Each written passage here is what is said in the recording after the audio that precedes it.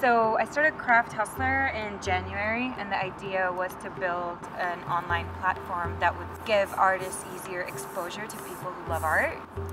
So I started scouring for street artists, is what I was really looking for.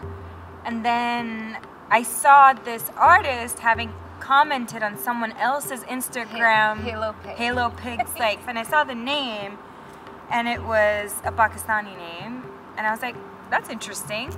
So I went to look up this artist, and then I realized it's a Pakistani female street artist living in Brooklyn. So when I reached out to her, I was like, I just want to meet you.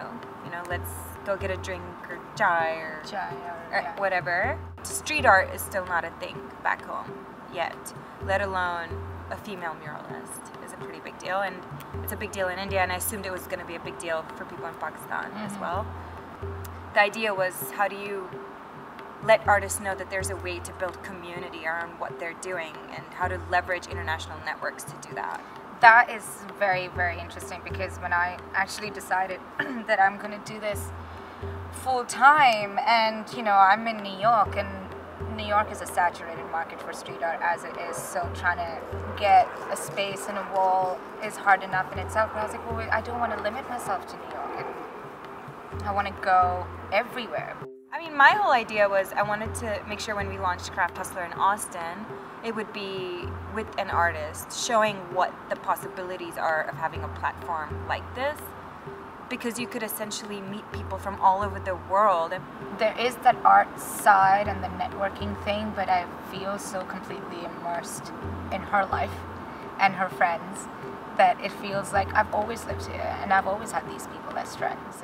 It's an online platform, so you could just go to www.crafthustler.com, and there is a link on there to submit either yourself as an artist, your studio, or even an event that you're doing. We want to make sure we're able to support creatives who are really serious about the work that they're doing, and they're invested in this path that they're on.